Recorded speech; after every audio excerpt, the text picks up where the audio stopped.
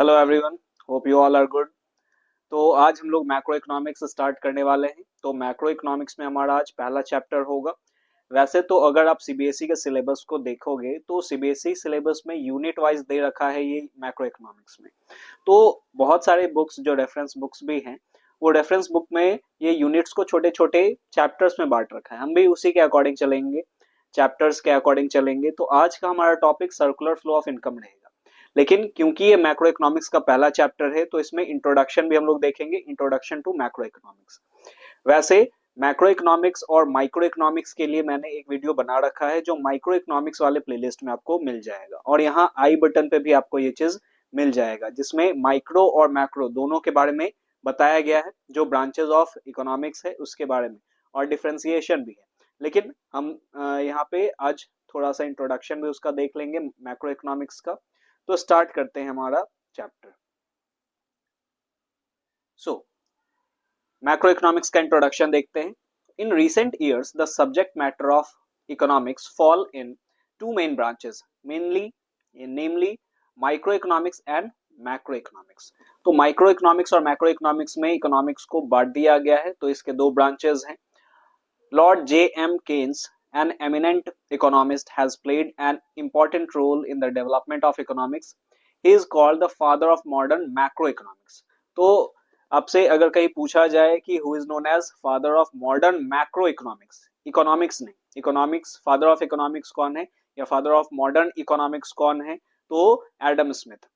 तो Adam Smith तो father of economics है, लेकिन father of modern macro economics कौन है, तो जे एम केन्स। ठीक है, ऐसे जे एम केन्स, ये मैक्रो इकोनॉमिक्स में आपको बहुत बार ये नाम मिलेगा भी आगे आने वाले चैप्टर्स में। Macroeconomics is also alternatively called theory of income and employment। तो macroeconomics को theory of income and employment भी कहते हैं।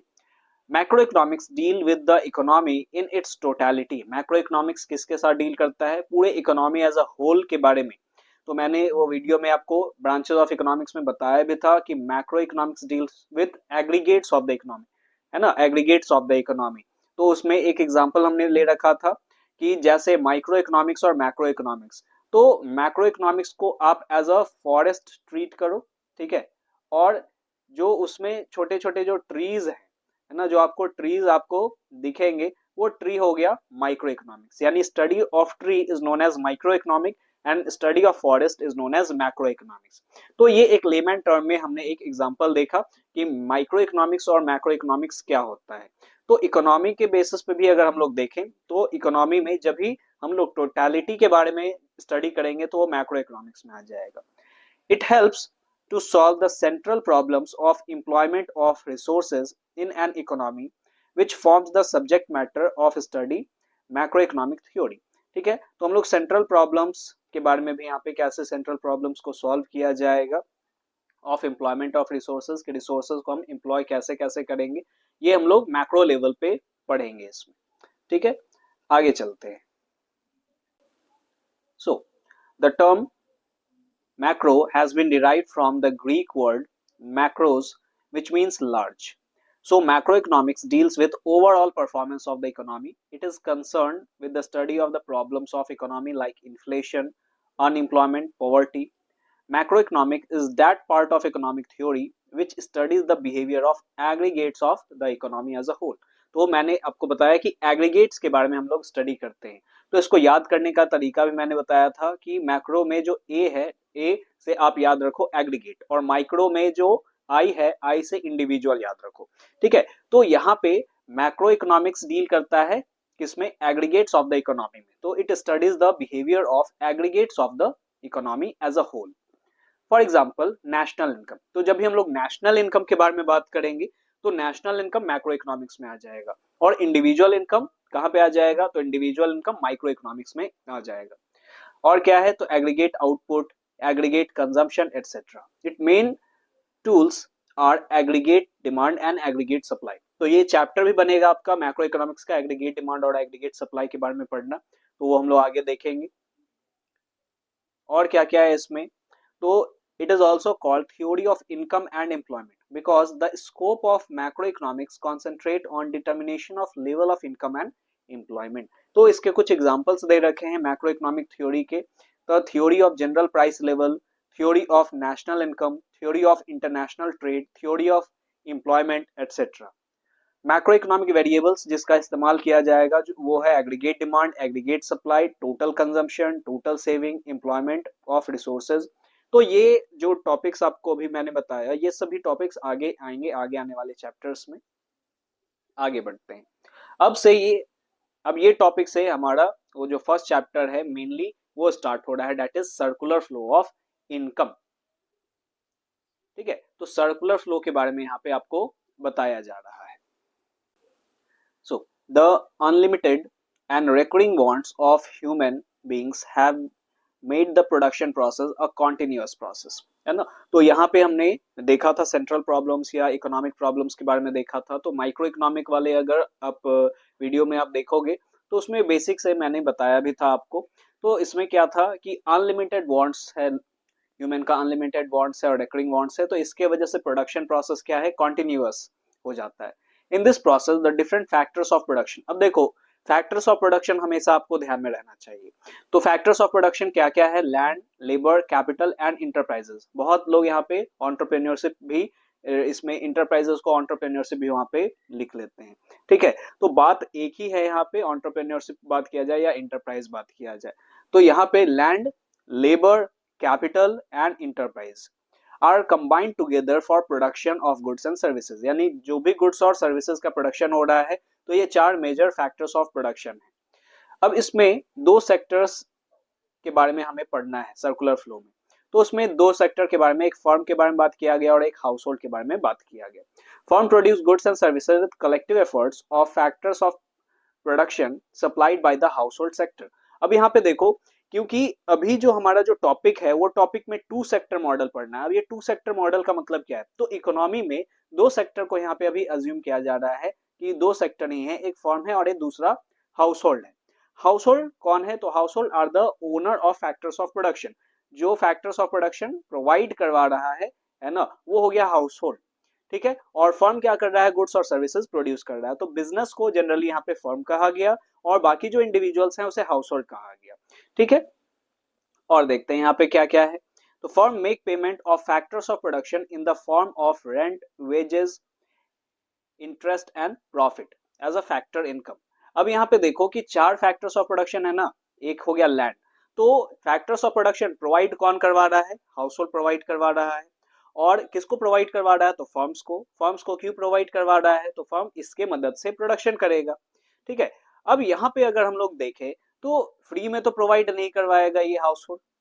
तो लैंड अगर प्रोवाइड किया है तो लैंड के बदले में क्या दिया जाएगा, फर्म क्या पेमेंट करेगा, रेंट पेमेंट करेगा। तो लैंड का मतलब यहाँ पे आप ये समझो है ना कि वो जो लैंड हो गया, बिल्डिंग्स हो गया, ये सब कुछ उसमें इंक्लूड हो गया।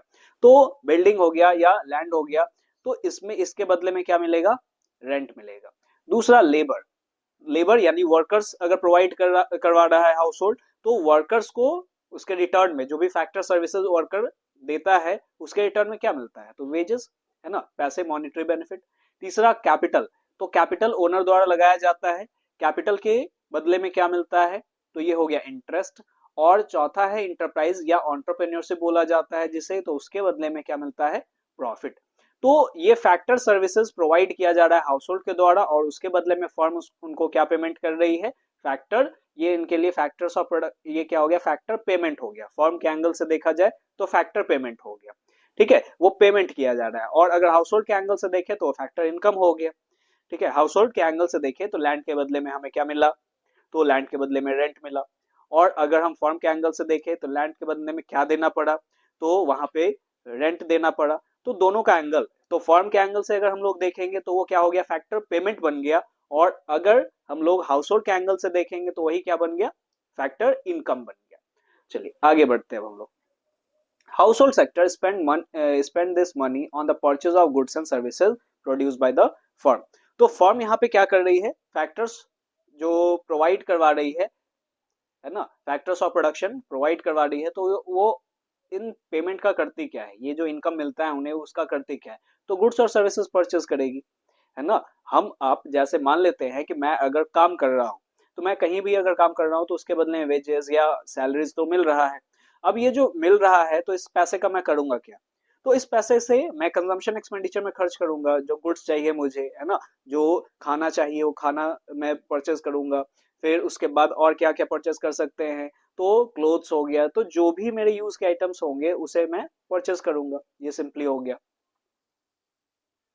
Now meaning of circular flow of income. तो सर्कुलर फ्लो ऑफ इनकम का मीनिंग क्या हो जाएगा यहाँ पे? तो it refers to cycle of generation of income in the production process. तो प्रोडक्शन प्रोसेस में इनकम कैसे जनरेट हो रहा है, its distribution among factors of production, factors of production में वो इनकम कैसे डिस्ट्रीब्यूट हो रहा है, and finally its circulation from house hold to firms in the form of consumption expenditure on goods and services produce by them. तो अभी मैंने आपको यहाँ पे बताया, तो जैसे आप यहाँ पे देखो इस फिगर से और भी क्लियर हो जाएगा। हाउस होल्ड, हाउस होल्ड अब आप समझ गए होंगे कि किसे कहते हैं इकोनॉमी में, फर्म्स किसे कहते हैं, ये आपको समझ में आ गया होगा। हाउस होल्ड क्या हो गया? Owners of factors of production है, और फर्म क्या है? गुड्स और सर्विसेज को प्रोड्यूस करता है। बिजनेस को फर्म्स कहा जा रहा है यहाँ पे, और इंडिविजुअल्स को हाउस होल्ड कहा जा रहा है। अब यहाँ पे और क्या है? तो हाउस होल्ड क्या प्रोवाइड कर रहा है? तो हाउस होल्ड यहाँ पे क्या प्रोवाइड कर रहा है?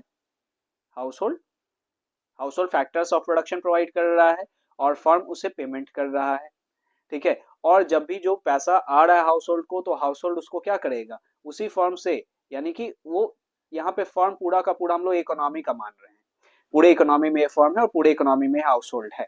ठीक है, तो अब यहाँ से परचेज किया जाएगा, हाउस होल्ड क्या करेगा? परचेज करेगा, जो भी इनकम अर्न कर रहा है वो कुछ ना कुछ गुड्स पे परचेज करेगा। तो ये इनकम जनरेट भी हुआ इकोनॉमी में, है ना, इनकम जनरेट हुआ, डिस्ट्रीब्यूट हुआ, और फाइनली वो फिर से इकोनॉमी में ही आ गया कंजम्पशन एक्सपेंडिचर के फॉर्म में। ठीक है, आगे देखते हैं इसमें। तो इसके फेजेस को और अच्छे से समझते हैं। तो 3 फेज हो गया इसका। जनरेशन फेज, तो जनरेशन फेज में क्या हुआ? Forms produce goods and services with the help of factor services. जो भी बिजनेस होता है वो क्या कर रहा है? गुड्स और सर्विसेज यहाँ पे बना रहा है, किसके मदद से? Factor services. तो फैक्टर सर्विसेज वही 4 हो गए, लैंड, लेबर, कैपिटल और इंटरप्राइज। इसके मदद से गुड्स का प्रोडक्शन या सर्विसेज का प्रोडक्शन हो रहा है। तो पहले में जनरेट हुआ, ठीक है, क्या जनरेट हो रहा है? यहाँ पे इनकम जनरेट हो रहा है। The second, distribution phase. This phase involves the flow of income from firms to household. अब यहाँ पे फ्लो ऑफ इनकम, पहले में वहां पे गुड्स का प्रोडक्शन हो गया, जनरेशन हो गया, तो वहीं से उनका इनकम बन गया। अब डिस्ट्रीब्यूट होगा, वहां इनकम जनरेट हो गया। जब मान लेते हैं कि मैं कहीं कोई फैक्ट्री में अगर काम कर रहा हूं, तो काम करने के दौरान ही क्या हुआ? मेरा इनकम जनरेट हो रहा है, तो हो गया जनरेशन फेज। लेकिन मैं काम कर रहा हूं तो प्रोडक्शन भी हो गया, है ना, गुड्स और सर्विसेज का प्रोडक्शन भी हो रहा है। डिस्ट्रीब्यूशन फेज में अब क्या होगा कि फ्लो होगा, यानी कि यहाँ पे क्या हो रहा है? It involves the flow of factor income, है ना, from firm to household. अब जो फर्म है वो मुझे क्या करेगी? पेमेंट करेगी वेजेस के फॉर्म में। अगर मैंने लैंड दे रखा होगा तो रेंट मुझे मिलेगा, अगर मैंने कैपिटल लगा रखा होगा तो इंटरेस्ट मिलेगा, अगर इंटरप्राइज होगा या एंटरप्रेन्योरशिप होगा तो मुझे प्रॉफिट मिलेगा। तो ये चारों चीज यानी कि फ्लो हो रहा है, डिस्ट्रीब्यूशन, है ना, कि जो मैंने सर्विस दिया उसके बदले में मुझे मिल रहा है। अब इस पैसे का मैं करूंगा क्या? अब इंडिविजुअल पे आ जाते हैं, that is disposition phase. Disposition phase में क्या होगा? In this phase the income received by factors of production is spent on goods and services produced by the firms. अब मैंने पैसा अर्न कर लिया, अब पैसा अर्न कर लिया तो मेरी भी जरूरतें हैं। अब उस जरूरत के लिए मैं क्या करूंगा कि उस चीजों को खरीदूंगा, है ना। अगर जैसे खाना चाहिए, फूड चाहिए, तो फूड के लिए फूड मैं खरीदूंगा। ठीक है, पेन चाहिए, पेन खरीदूंगा। तो ये कहाँ से आया? ये कैसे आया? तो जनरेट हुआ। सबसे पहला तो जनरेशन फेज में मैंने काम किया, उसके बदले में मुझे पैसे मिले, और पैसे मिले तो मैं अब अपना कंजम्पशन एक्सपेंडिचर को पूरा करूंगा। तो अब जैसे ही मैंने कंजम्पशन एक्सपेंडिचर में लगाया, जैसे सपोज मैंने पेन खरीदा, तो ये पेन खरीदा तो मेरा जो पैसा है वो घूम फिर के और फिर से कहाँ चला गया? फर्म के पास चला गया। ये हाउस होल्ड के पास आया, फर्म से आया, यानी कि अब देखो पूरा का पूरा इकोनॉमी में हाउस होल्ड और फर्म, जितने भी तरह के फर्म्स है वो पूरा फर्म्स में आ गया, और जितने भी हाउस होल्ड है पूरा हाउस होल्ड में आ गया, जितने भी इंडिविजुअल्स हैं हाउस होल्ड में आ गया। तो अब यहाँ पे क्या हो गया कि पहले फेज में मैंने काम किया, तो काम किया, दूसरे फेज में मैंने अर्न किया, और तीसरे फेज में यहाँ पे क्या हुआ कि अब मुझे जो भी चीजों का जरूरत है वो मैंने खरीदा। जैसे मुझे पेन का जरूरत है तो मैंने पेन खरीदा, तो पेन जैसे ही मैंने खरीदा तो मेरा जो पैसा है वो फिर से फर्म के पास चला गया। स्टार्टिंग में फर्म जनरेट किया और फर्म ने हाउस होल्ड को दिया, और हाउस होल्ड फिर कंजप्शन एक्सपेंडिचर के फॉर्म में फिर फर्म के ही पास चला गया पैसा। तो ये हो गया सर्कुलर फ्लो ऑफ इनकम। ठीक है, होप सो आपको ये समझ में आ गया होगा। In this way, income generated in production unit reaches back to the production unit and make the circular flow complete. इस तरह से circular flow complete हो गया। आगे बढ़ते हैं। तो यही आपका 3 फेज था, production phase, income phase and expenditure phase. तो प्रोडक्शन फेज को जनरेशन ऑफ इनकम भी कहते हैं कि मैंने काम किया तो यहाँ पे क्या हुआ, वो इनकम जनरेट हो रहा है, फिर फर्म्स ने पेमेंट किया तो वो डिस्ट्रीब्यूशन हो रहा है, और तीसरे में जो हाउस होल्ड है उसने कंजम्पशन एक्सपेंडिचर पे खर्च किया तो घूम फिर के फिर से फर्म के पास चला गया, दैट इज एक्सपेंडिचर फेज या डिस्पोजिशन ऑफ इनकम। आगे बढ़ते हैं। अब यहाँ पे ये बहुत इंपॉर्टेंट कॉन्सेप्ट है, stock and flow concept.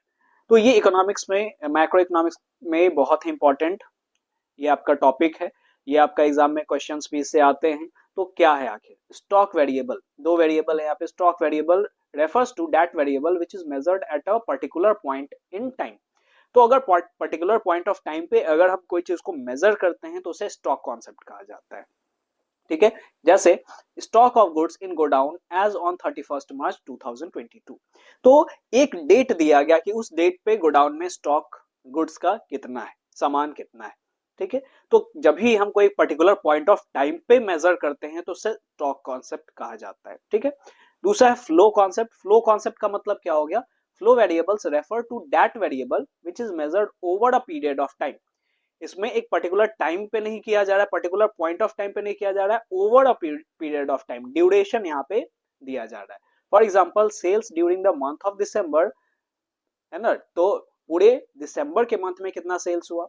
Death rate in the year 2020, पूरे 2020 में डेथ रेट क्या था, ये ठीक है, ये फ्लो कॉन्सेप्ट हो गया। लेकिन एक डेट को अगर हम लोग कहेंगे तो वो स्टॉक हो गया। तो अगर आप कॉमर्स बैकग्राउंड से, आपने अकाउंटेंसी पढ़ा है तो आपने ओपनिंग स्टॉक और क्लोजिंग स्टॉक भी पढ़ा होगा। तो ओपनिंग ऑफ स्टॉक या क्लोजिंग स्टॉक, क्लोजिंग स्टॉक क्या हो जाता है, जब साल के अंत में हम लोग स्टॉक को देखते हैं कि गोडाउन में या हमारे पास सामान कितना है, दैट इज स्टॉक, है ना, दैट इज क्लोजिंग स्टॉक। और ओपनिंग डेट को अगर हम लोग देखते हैं तो ओपनिंग स्टॉक हो गया। तो वहां से भी आप यहाँ पे याद रख सकते हो कि स्टॉक का मतलब एक पर्टिकुलर पॉइंट ऑफ टाइम पे, और फ्लो का मतलब क्या है, over a period of time. तो देखो ये जो एग्जांपल है, एक फिगर दिया हुआ है यहाँ पे, ये बहुत बुक्स में भी ये मेंशन किया गया है फ्लो एंड स्टॉक का। तो ये टैप से जो आपका पानी आ रहा है तो ये ग्लास में जो जमा हो रहा है, तो अगर ये जमा हुआ तो एक समय में हमारे पास इतना का स्टॉक हो गया, तो एक पर्टिकुलर पॉइंट ऑफ टाइम पे हम देखेंगे। लेकिन फ्लो में अगर हम लोग कि कितने समय में ये इतना पानी भर जाता है, ठीक है, तो ये फ्लो कॉन्सेप्ट हो गया। चलो आगे हम लोग देखते हैं अब इसके बारे में थोड़ा डिफरेंस। तो डिफरेंस में देख लो क्या हो गया। तो ये तो मीनिंग तो हमने देख लिया कि दोनों में डिफरेंस क्या है। Time dimension, it does not have a time dimension. Stock में टाइम डायमेंशन नहीं होता है, लेकिन फ्लो में टाइम डायमेंशन होता है। It has time dimension as its magnitude can be measured over a period of time. तो इसका जो मैग्नीट्यूड है, यानी कि हम जो मेजर कर रहे हैं वो over a period of time measure करते हैं फ्लो का। स्टॉक में और क्या है, नेचर ऑफ कॉन्सेप्ट, तो इट इज स्टैटिक कॉन्सेप्ट, यानी ये चेंज नहीं होता है। और डायनेमिक कॉन्सेप्ट है फ्लो, ठीक है, यानी कि फ्लो में यहाँ पे चेंजेस होता रहता है, बहुत जल्दी जल्दी इसमें चेंजेस आता है, ठीक है। नेक्स्ट है टाइप्स ऑफ सर्कुलर फ्लो। तो ये सर्कुलर फ्लो तो हमने देखा, लेकिन इसको अगर हम इसके टाइप्स को देखेंगे तो और भी अच्छे से समझ में आएगा आखिर ये क्या है। तो सर्कुलर फ्लो का जो टाइप्स है वो दो है, एक रियल फ्लो है और दूसरा मनी फ्लो है। आगे आते हैं हम लोग रियल फ्लो और मनी फ्लो के बारे में पढ़ते हैं। तो देखो real flow refers to the flow of factor services from household to firms and corresponding flow of goods and services from firm to household। अब देखो इसमें है क्या, इसको ध्यान से देखो आप इस पिक्चर को। तो एक साइड हाउस होल्ड है, दूसरे साइड फर्म है। हाउस होल्ड ने क्या दिया, फैक्टर सर्विसेज दिया फर्म को, ठीक है। तो लैंड लेबर कैपिटल एंटरप्राइज हो गया। और फर्म क्या कर रहा है, गुड्स का प्रोडक्शन कर रहा है, तो गुड्स और सर्विसेज हाउस होल्ड को दे रहा है। यहाँ पे रियल फ्लो में मनी का इन्वॉल्वमेंट नहीं है, यहाँ पे फिजिकल फ्लो इसे कहा जा रहा है। It is also known as physical flow, ठीक है। There is only exchange of goods and services between two sector without involvement of any money.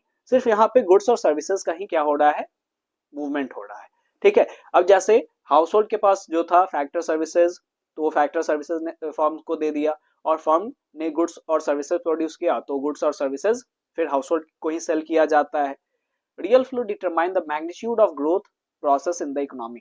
Economy में क्या ग्रोथ हो रहा है उसको मेजर करता है रियल फ्लो। तो ये बहुत इंपॉर्टेंट है, आप इसका स्क्रीनशॉट भी ले सकते हो। आगे देखते हैं मनी फ्लो। मनी फ्लो क्या है? तो नाम से ही है कि यहाँ पे सिर्फ मनी का ही फ्लो होगा। तो money flow refers two factor payments from firm to household for their factor services and corresponding flow of consumption expenditure from household to firm for purchase of goods and services produced by the firm. It is also known as nominal flow. इसे nominal flow भी कहा जाता है। It involves exchange of money between two sector. वहां पे goods और services का exchange हो रहा था, यहाँ पे money का exchange हो रहा है। तो अब देखो क्या कि household क्या दे रहा है consumption expenditure के फॉर्म में। अब जैसे इसको अगर इन दोनों को अगर हम लोग मिलाएंगे तो देखो क्या हो रहा है कि रियल फ्लो में यहाँ पे फैक्टर सर्विसेज फॉर्म को दिया गया हाउसहोल्ड के द्वारा।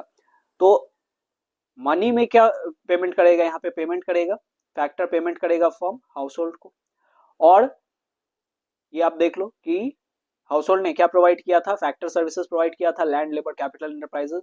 तो फॉर्म उसको क्या दे रहा है, factor payments, rent, wages, interest and profit. और फर्म ने हाउसहोल्ड को क्या प्रोवाइड किया था, फर्म ने सेल किया था, है ना, गुड्स एंड सर्विसेज।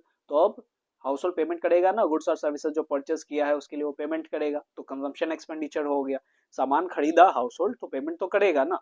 तो गुड्स का या सर्विसेज का जो फ्लो था वो रियल फ्लो में आ गया। और मनी फ्लो में क्या आ गया, मनी फ्लो में ये आपका आ गया सिर्फ और सिर्फ मनी।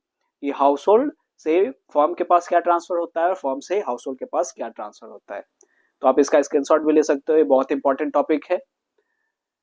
अब इसी को हम लोग दोनों को साथ में अगर पढ़ेंगे तो circular flow in a simple economy. तो आपको जो टॉपिक पढ़ने हैं जो आपके सिलेबस में दे रखा है वो टू सेक्टर इकोनॉमी है। ठीक है, टू सेक्टर इकोनॉमी के बारे में ही आपको पढ़ना है, जिसमें हाउस होल्ड और फर्म आएंगे। हाउस होल्ड किसे कहते हैं, फर्म किसे कहते हैं, ये आपको समझ में आ गया होगा। It is simplest form of closed economy. It is the simplest form of closed economy in which there is no government sector and foreign trade. तो अभी जो आपको पढ़ना है उसमें टू सेक्टर के बारे में दिया गया है, वो भी सिंपलेस्ट और क्लोज्ड इकोनॉमी है जिसमें दो सेक्टर का इन्वॉल्वमेंट अभी नहीं हो रहा है, यानी कि उसमें गवर्नमेंट नहीं है और फॉरेन ट्रेड नहीं है। रियल लाइफ सिचुएशन में ऐसा नहीं होता है, लेकिन आपको पढ़ना यही है। ठीक है, क्लोज्ड इकोनॉमी का मतलब क्या हो गया, closed economy is an economy which has no economic relation with rest of the world। rest of the world का मतलब कोई फॉरेन ट्रेड वगैरह नहीं होगा। और ओपन इकोनॉमी का मतलब क्या है कि which has economic relation with rest of the world। Import export होगा तो वो हो गया ओपन इकोनॉमी। क्लोज्ड इकोनॉमी में हम किसी को इनवाइट नहीं कर रहे हैं, किसी से कोई ट्रेड नहीं हो रहा है। आगे देखते हैं इसके कुछ एजम्पशंस हैं। अभी जो आपने सर्कुलर फ्लो ऑफ इनकम जो आपके चैप्टर में है उसके लिए कुछ एजम्पशन है इस एनालिसिस का। तो there are only two sector in the economy, household and firm. It means there is no government and foreign trade. सिर्फ दो ही सेक्टर का यहाँ पे इन्वॉल्वमेंट है। Household sector supplies factor services only to firms and the firm hire factor services only from household. Firm produce goods and services and sell their entire output to the household। Firm जो भी goods और services यहाँ पे produce करता है वो पूरा का पूरा सेल कर देता है किसको, हाउसहोल्ड को। Household receive factor income from their services and spend their entire amount on consumption of goods. पहले ही बात को जो पहले मैंने आपको बताया उसी को बार बार यहाँ पे रिपीट किया जा रहा है। अब ये जो लास्ट पॉइंट है ये बहुत इंपॉर्टेंट है। There is no saving in the economy. Economy में कोई भी तरह का सेविंग नहीं हो रहा है ना, ना ही हाउस होल्ड सेव कर रहा है अपने इनकम से कुछ और ना ही फर्म सेव कर रहा है अपने प्रॉफिट से कुछ। ठीक है, ये अजम्पशन है इसका बेसिक। अब दोनों को अगर हम लोग मिलाएं ये आपका मेन बनता है circular flow of income in two sector economy. लेकिन ये टू सेक्टर इकोनॉमी में कोई फाइनेंशियल मार्केट नहीं है। फाइनेंशियल मार्केट किसे कहते हैं, तो एग्जांपल के तौर पे आप ले लो कि बैंक्स हो गया, इंश्योरेंस कंपनी हो गया, उसे फाइनेंशियल मार्केट यहाँ पे अभी आप फिलहाल के लिए समझ लो, जहां से हाउस होल्ड और फर्म लोन वगैरह लेता है। ठीक है, तो अब ये जो आपके सिलेबस में है वही है यहाँ पे। ठीक है, उसके अलावा भी मैं आपको भी बताऊंगा, लेकिन अभी आप देख लो। तो टू सेक्टर इकोनॉमी में क्या था, हाउस होल्ड क्या किया, तो house hold factor services provide कर रहा है। पहले देखो आप हाउस होल्ड क्या कर रहा है, फैक्टर सर्विसेज प्रोवाइड किया फर्म को। तो फर्म ने क्या प्रोवाइड किया उसके बदले में, तो उसके बदले में फर्म ने फैक्टर पेमेंट प्रोवाइड किया। फैक्टर सर्विसेज अगर हाउस होल्ड ने फर्म को दिया तो फर्म ने क्या किया, फैक्टर पेमेंट प्रोवाइड किया। Factor services land, labour, capital, enterprises, और factor payment rent, wages, interest and profit. फिर हाउस होल्ड ने क्या किया था, यहाँ से परचेज किया था, देखो फर्म ने गुड्स एंड सर्विसेज सेल किया हाउस होल्ड को, तो हाउस होल्ड ने उसके लिए पेमेंट किया कंजम्पशन एक्सपेंडिचर के फॉर्म में, यही है। तो इसमें रियल फ्लो और आपका जो मनी फ्लो है दोनों आ गया, ठीक है, real flow and money flow दोनों आ गया इसमें, और इस दोनों को मिला के सर्कुलर फ्लो ऑफ इनकम हो गया। तो इसका स्क्रीनशॉट आप ले लो, ये बहुत इंपॉर्टेंट है। आगे देखते हैं। अब देखो यहाँ तक, इससे पहले वाले जो टॉपिक्स है यहाँ तक आपका ये चैप्टर पूरा कंप्लीट हो गया, ठीक है, सीबीएसई के अकॉर्डिंग। कुछ और चीजें हैं जो सीबीएसई ने डिलीट कर रखा है और जो रियल लाइफ सिचुएशन के अकॉर्डिंग है, जैसे फाइनेंशियल मार्केट। अगर हम सर्कुलर फ्लो ऑफ इनकम को ही अगर अज्यूम करते हैं विथ फाइनेंशियल मार्केट, तो रियल लाइफ सिचुएशन में फाइनेंशियल मार्केट तो होता ही होता है कि हाउस होल्ड और फर्म्स दोनों क्या करता है, या तो सेव भी करेगा और बोरो भी करता है ना, लोन भी लेता है और यहाँ पे क्या करता है, सेविंग्स को वो इन्वेस्ट भी करता है, दोनों चीजें यहाँ पे करता है, ठीक है। तो वो फाइनेंशियल मार्केट के साथ हो गया। सो अब देखो यहाँ पे, तो इसमें सेम चीज है आपका, सिर्फ फाइनेंशियल मार्केट और यहाँ पे जुड़ गया है, ठीक है, सेम चीज है, इसमें फाइनेंशियल मार्केट बस जुड़ गया। फाइनेंशियल मार्केट का मैंने आपको एग्जांपल दे दिया कि वो क्या हो गया, कि बैंक हो जाता है आपका, ठीक है। अच्छा, ये 2 सेक्टर मॉडल नहीं है, ये आप देखो ये 3 सेक्टर मॉडल है, ये 3 सेक्टर मॉडल है, ये 2 सेक्टर मॉडल नहीं है, क्योंकि इसमें गवर्नमेंट तो नहीं होगा। 2 सेक्टर मॉडल में अगर देखा जाए तो गवर्नमेंट नहीं होगा, बाकी हाउस होल्ड और फर्म्स के बीच में ही जो ट्रांजैक्शन चल रहे हैं वही आपका क्या हो गया, 2 सेक्टर मॉडल हो गया, और उसमें फाइनेंशियल मार्केट भी इसमें इंक्लूड हो गया। तो हाउस होल्ड और फर्म में जो हो रहा था वो तो होगा ही, ये इसमें सिर्फ एक चीज और जुड़ गया, क्या, यहाँ पे फाइनेंशियल मार्केट, ठीक है, यहाँ पे फाइनेंशियल मार्केट जुड़ गया। अगर हम इसको देखें तो यहाँ पे फाइनेंशियल मार्केट भी जुड़ गया है, और हाउस होल्ड इससे क्या करता है, अपने सेविंग्स को इसमें यानी कि बैंक में वो रखेगा, है ना, फर्म उससे लोन भी ले सकता है, ठीक है, और फर्म भी उल्टा करेगा कि सेविंग को इसमें रखेगा और कभी हाउस होल्ड भी अपने लिए लोन ले सकता है। तो दोनों चीजें यहाँ पे चलेंगी, तो वो हो गया क्या, विद फाइनेंशियल मार्केट। अब देखो 3 सेक्टर इकोनॉमी को अगर हम अज्यूम करें, ये सब ऐसे आपके टॉपिक्स में नहीं है लेकिन आपके हायर स्टडीज में ये सभी चीजें इंक्लूड होंगी। तो 3 सेक्टर इकोनॉमी अगर देखा जाए विथ फाइनेंशियल मार्केट, तो हाउस होल्ड हो गया, फर्म हो गया और गवर्नमेंट हो गया, ठीक है। आप इसको प्रॉपर एनालाइज कर सकते हो कि जैसे गवर्नमेंट क्या कर रहा है, हाउस होल्ड टैक्स पेमेंट करेगा, ट्रांसफर पेमेंट गवर्नमेंट करती है, फैक्टर पेमेंट्स भी यहाँ पे गवर्नमेंट करती है। तो यहाँ पे क्या हो गया, factor payment of goods and services subsidies provide करती है फर्म को, और फर्म टैक्स पेमेंट करता है। बाकी सेम चीज था फाइनेंशियल मार्केट को इंक्लूड करके। तो ये 3 सेक्टर इकोनॉमी का हो गया। उसी तरह से आप 4 सेक्टर इकोनॉमी का भी आप देख लो। तो फॉर सेक ऑफ नॉलेज मैंने ये इंक्लूड कर दिया है, वैसे आपके चैप्टर में नहीं है। तो इसमें 4 सेक्टर में फॉरेन सेक्टर भी आ गया 4 सेक्टर इकोनॉमी में, ठीक है। तो ये आपका 4 सेक्टर मॉडल है। आगे बढ़ते हैं, कुछ 2 टॉपिक और है इसमें, आप ये देख लो, लीकेज एंड इंजेक्शन। तो लीकेज किसे कहते हैं और इंजेक्शन किसे कहते हैं। वैसे सर्कुलर फ्लो जो आपके चैप्टर में था तो उसमें कोई भी तरह का सेविंग और बॉरोइंग नहीं था, है ना, कोई भी हाउस होल्ड और फर्म सेव नहीं कर रहा है। अब यहाँ पे और क्या है, तो leakage refers to withdrawal of money from circular flow. तो जब भी सर्कुलर फ्लो में से विड्रॉल हो रहा है मनी का, है ना, मनी का विड्रॉल हो रहा है उसमें से, तो उसे लीकेज कहते हैं। When household and firms save a part of their income, it leads to leakage from circular flow of income. जब भी वो अपने इनकम का पार्ट क्या करते हैं, सेव कर लेते हैं, उससे लीकेज कहते हैं। और स्टार्टिंग में हमने क्या पढ़ा कि जो 2 सेक्टर आपको पढ़ना है उसमें एजम्पशंस में ही था कि जो इकोनॉमी है वो सेव ही नहीं कर रहा है, पूरा का पूरा जो इनकम है वो फर्म के पास जा रहा है और फर्म का पूरा हाउस होल्ड के पास जा रहा है, वो कंप्लीट सर्कुलर फ्लो था, ठीक है। लेकिन रियल लाइफ में ऐसा नहीं होता है, तो लीकेज तो होगा। Leakage or withdrawal refers to that part of income which does not pass through circular flow of income. As a result, it is not available for spending on currently produced goods and services. It means leakage reduce the flow of income. And obviously अगर save होगा तो flow of income घटेगा। तो example क्या है leakage का, तो 2 sector without financial market में कोई लीकेज नहीं होता है, जो हमें पढ़ना था। तो 2 sector economy without financial market ही हमें पढ़ना था एक्चुअल में क्लास 12th में, ठीक है। या फिर अगर बीएसएबी का बात किया जाए तो उसमें क्लास 11th में ही ये चीजें। 2 sector economy with financial market में सेविंग होगा, 3 सेक्टर में सेविंग होगा और प्लस टैक्सेस भी होगा, 4 सेक्टर में ये सेविंग और टैक्सेस और इंपोर्ट, ये लीकेज का फॉर्म है, ठीक है, ये लीकेज है। सर्कुलर फ्लो से इस तरह से पैसा निकल रहा है, विड्रॉल हो रहा है। उसी तरह से इंजेक्शंस भी होंगे। इंजेक्शंस का मतलब क्या होगा, it refers to introduction of income into circular flow. तो इंट्रोडक्शन अब इसमें इंक्लूड हो रहा है, जैसे इन्वेस्टमेंट के फॉर्म में हो रहा है ना।